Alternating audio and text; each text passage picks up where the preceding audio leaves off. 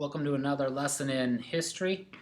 We'll start with yesterday. We were introduced to Mesopotamia, the Greek word for land between the rivers, which is the Tigris and the Euphrates River.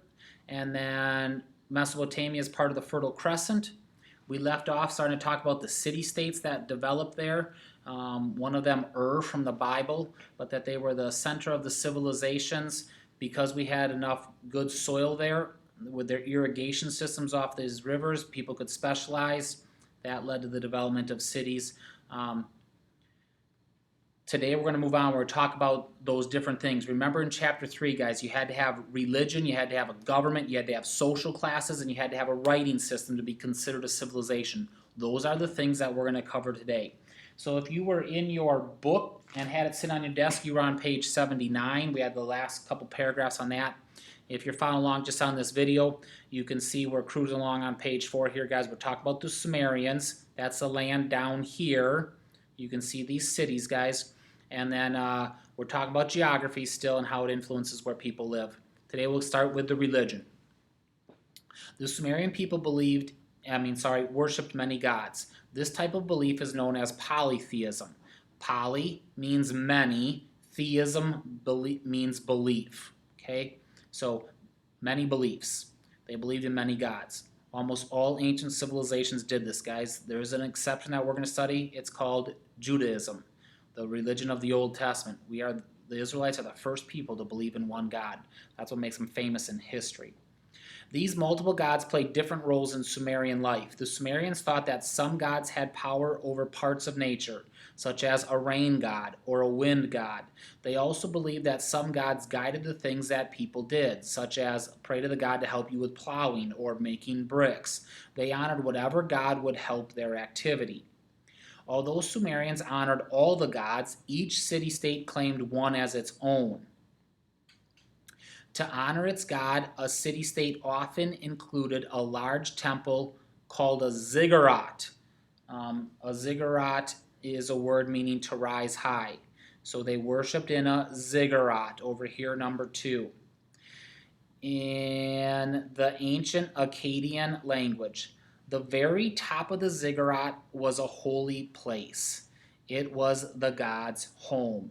The only special priests were allowed to go there. In the early days, priests of the ziggurat ruled the city-states. Groups of important men helped them govern. Later, Sumerian city-states became monarchies.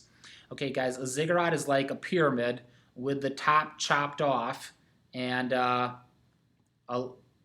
place of worship built on top. So if you're squinting, hang on, I'll get here over here on these pictures.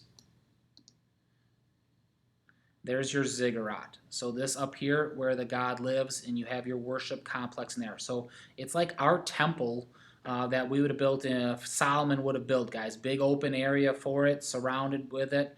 Now, you can see the size of this, then the surrounding city, then you'd have this big thing of protection. Okay. Monarchy or rule by one. Sumerian kings claimed they received their power to rule from the city's god. The first kings were most likely war heroes. Over time, their rule became hereditary. This meant that after a king died, his son took power.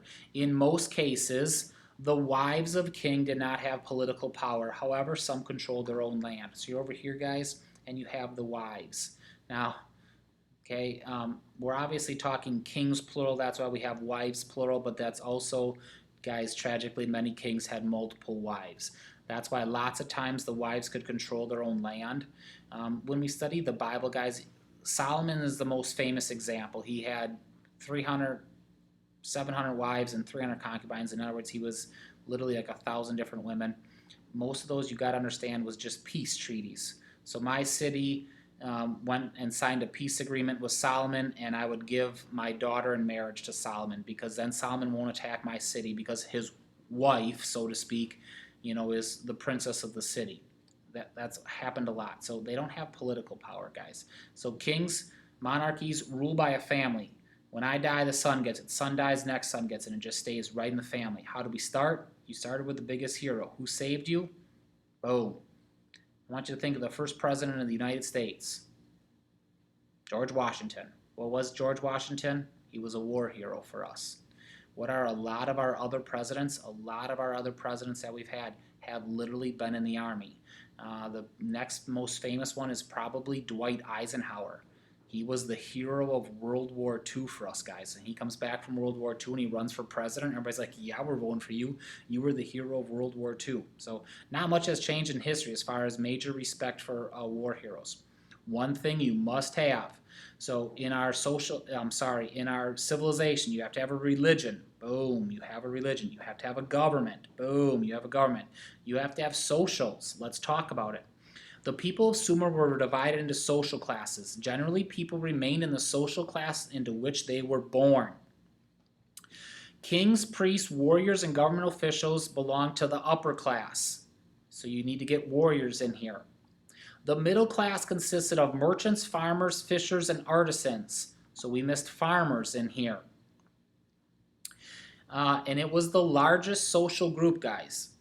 Enslaved people made up Sumer's lowest class. Most of these workers had been captured in war. Also criminals and people who could not pay their debts often were enslaved. Enslaved men and women worked for the upper class. So you have the three classes. The merchants are the biggest. You have the important thing of social classes is you mainly stayed in where you were born. Guys, America does not believe this. Do we have our upper, middle, and lower class? You bet. But do we strongly believe in America that if you make the right decisions, get a great job, great education, whatever you think is going to move you from one class to the other, that you can move? Absolutely, we believe that. Okay, once again, the term slaves are tossed out there. Notice, I go to the war with my enemy, guys. We studied yesterday. This might be I simply go 20 miles and fight them. Same ethnicity. So as we get through these things, guys, just remember that there's a major difference between slavery in America that we think about it compared to the slavery of the people. They're simply working for these people. Okay, yesterday I never showed you this picture of, here's my major canal into my field, guys. So this is not the mighty river, but we dig these little things, and then you have these little trenches that go off the side. As the water dries up, we close these gates on these things to try to save the water. Okay, just a picture there that helps you do it. This would be a picture of what some of the things the artisans make as they work their way through it. Okay, we got another feature of a civilization, their social classes. Let's talk about the difference in these social classes. Women and men had different roles in Sumerian society. The basic unit of society was the family. Men were the head of the house.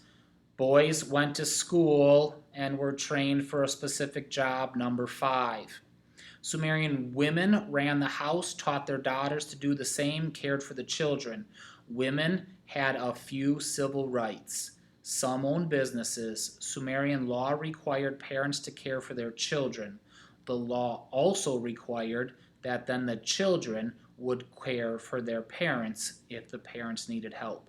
So, guys, it's a law that says, hey, when your parents get too old to take care of themselves, children, you must return the favor and take care of that. Now, in America, guys, we don't have a law for that. That's usually what we would call common decency.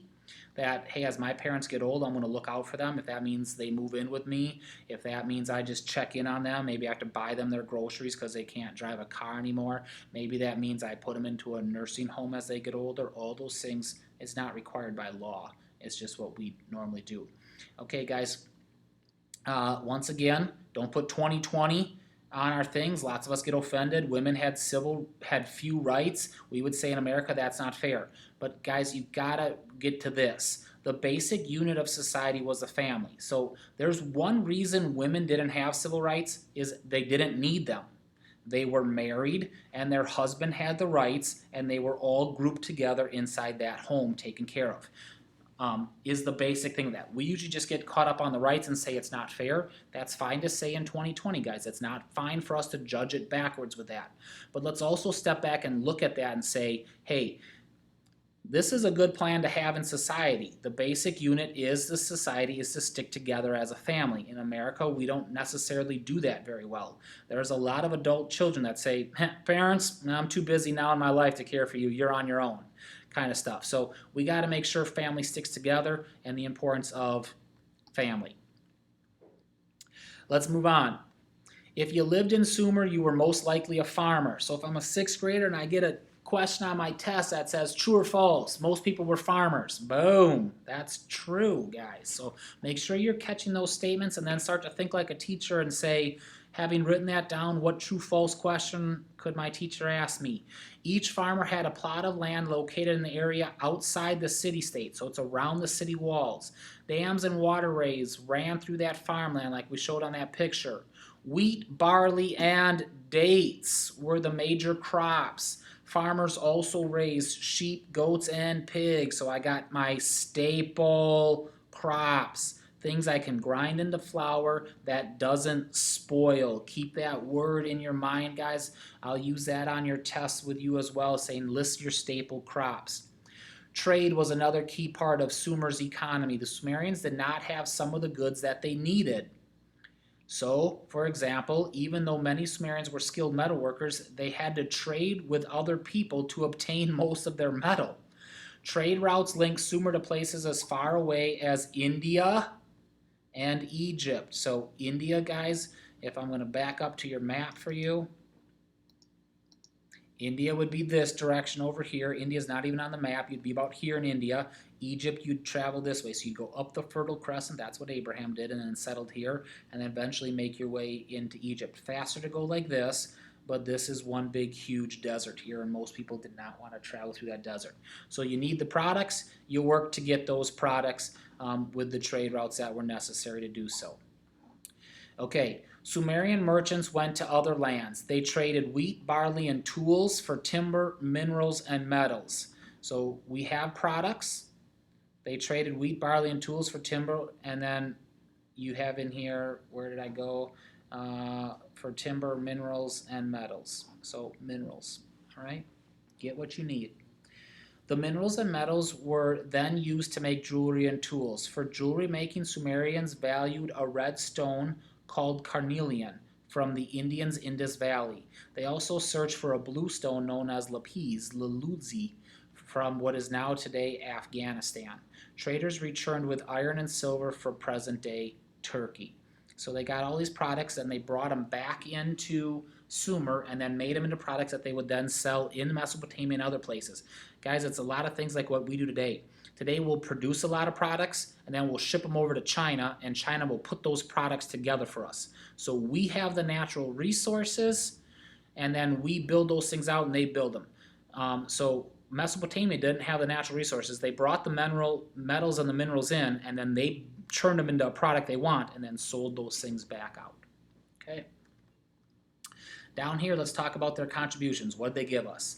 The Sumerians created the first civilization that had a great influence on history. Later civilizations copied and improved many of the ideas and inventions that began in Sumer.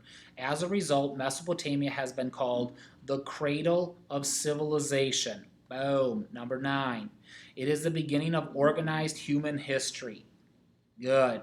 And so, guys, we'll talk about this even in the next lesson. We'll talk about how things were copied from Sumer and passed on to Babylon, Babylon to Assyria. They're just copying each other because we don't have to reinvent the wheel if somebody else already did it for us. Of all the contributions made by Sumerians to the world, writing is perhaps the most important. The writing system they developed was the earliest known system in the world. Writing was a way for Sumerians to keep records of their lives and their history. Writing was also a way to share information. They could pass on their ideas to later generations, the exact same way we use writing still today. Sumerians created a way of writing called cuneiform. Okay? So the writing system here was developed, is the earliest known in the world. So this is just writing. Then what is it called? Number 11 is called cuneiform. Okay, I gotta get you your picture of cuneiform here. So this would be cuneiform, guys. And we'll talk about what cuneiform is. The cuneiform writing system was made of about 1,200 different characters. Characters represented such things as names, physical objects, and numbers. Cuneiform was written by cutting wedge-shaped marks into damp clay with a sharp reed. The name cuneiform comes from the Latin word meaning wedge. Sumerians wrote on clay because they did not have paper. Archaeologists have found cuneiform tablets that have provided important information about Mesopotamian history. So guys, you can see the different wedge shapes here. Now, we call it writing. I kind of want you to think of it like stamping. In other words, how do they do this fast? They didn't take a little pencil and slowly chisel this out. They stamped a circle into it, right? So bam, bam. Oops, I bumped that mouse again. Hang on. Okay, and so you're now turning it on its side and punching this half circle or these little wedges. So they were able to more stamp these things. Now they didn't have paper, so you had these big, huge tablets. This was a lot of work. We'll talk why that made the job really important. But the good thing about this, guys, is this stuff can stand the test of time. And we're able to dig this up, and then we're able to translate that. And then because of the translation of that, we know about history better. Paper obviously disintegrates with time. Okay. Only a few people, they were mostly boys from wealthy families, learned how to read and write cuneiform. Why? Because I had to memorize 1,200 different characters. I didn't have to memorize 26 letters. I need to know this is the character for dog, and this is the character for cat, and this is the character for tree, and this is the character for love, and fill in the blanks however you want, guys. But each one of these is a character which stands for its own object. It's not letters like we're used to today. After years of training, some students became scribes. A scribe is an official record keeper. Scribes wrote documents that recorded much of the everyday life in Mesopotamia, including court records, marriage contracts, business dealings, important events. Some scribes were judges and government officials. Okay, because only a few knew how to do this, guys, great respect for a scribe. If not that many can do it, they're going to get paid a lot and they're going to get revered. It's kind of like I'm a brain surgeon today. There's not that many people that go to school long enough to become a brain surgeon. So because of that, brain surgeons will be wealthy and they'll be very respected. Sumerians told stories orally for centuries. After developing writing, they were able to record these stories. Their tales praised the gods and warriors for doing great deeds. The world's oldest known story is from Sumer. Written more than 4,000 years ago, it is still studied today. This story is called the Epic of Gilgamesh. An epic is a long poem that tells the story of a hero. We're going to talk about a lot of other famous epic poems. The Greeks had a lot of them, but the oldest one is the story of Gilgamesh. So written more than 4,000 years ago, it's still studied today about the story, about a war hero along with a god. The people of Mesopotamia also made many useful inventions. For example, the Sumerians were the first people to use the wheel. We always make such a big deal about inventing a wheel, guys. Even today, one of the commercials, I forget what it is, Carfax or something that gives you your Kelley Blue Book price thing, has a chariot with triangles as their wheels, guys. The wheel's obviously common sense, but the first people are going to invent the first wheels. They were made of solid wood circles, carved out of boards, clamped together. Obviously, you can travel on your carts then. Sumerian illustrations from 3000 BC, 3500 BC shows a wheeled vehicle. They built the first carts, which were pulled by donkeys. They also introduced vehicles into military use with the development of chariots. So we usually think of chariots lots of times as an Egyptian thing, guys. Chariots came out of Sumer. We use it for practical purposes to make carts for trading. That's making money. And then we instantly said we got to use it to improve it with warfare. And so we can get soldiers moving faster when we have the chariots, okay? Moving on. For river travel, Sumerians developed the sailboat. They invented a wooden plow. So there's your other blank, guys. The first paragraph was the wheel. Second paragraph, we got sailboat, wooden plow. Now, obviously, guys, wood can break, but they haven't gone far enough to fashion metal into a plow yet. This wooden plow to help them in their fields. Artisans made the potter's wheel, which helped them to shape clay into bowl. So a potter's wheel, guys, is just a board that spins. And then as I get wet clay, I press my thumb into it and it'll hollow it out because it is spinning by it with the potter's wheel. Sumerians also were the first to make bronze out of copper and tin. They used bronze to craft stronger tools, weapons, and jewelry. Okay. The Sumerians also studied mathematics and astronomy. They use geometry to measure the size of fields and to plan buildings. They create a place value system for the numbers based on 60. We have a place value system, guys, based on the numbers of 10. As soon as you get to 10, what do? You carry one over. 1, 2, 3, 4, 5, 6, 7, 8, 9, carry one over. So we have a number system with place value based on 10. Theirs was base 60. They also devised tables for calculating division and multiplication. The 60-minute hour and the 60-second minute and the 360-degree circle that we still use today were ideas that came from Sumerians. Sumerians watched the position of the stars. It showed them the best time to plant crops and to hold religious ceremonies. They also made a 12-month calendar based on the cycles of the moon. So guys, the cycles of the moon are not quite what we need today. The moon cycle is about every, we'll call it 30 days. It's a little less than that. So if you do 12 times 30, you get 360. So they're close, but not perfect. But they gave us a lot of things, guys, that we take for granted today with the 60 seconds and 60 minutes based on their 60 base system to help us get those things. So you see the inventions that came from that stuff. All right, guys, we're done with lesson 2. You have the worksheet that goes along. I'm sorry, we're done with lesson B of we're done with lesson 1 part B, so the second part of it. So the worksheet goes with all of lesson 1, so today's and yesterday's to get your answers. Blessings on it.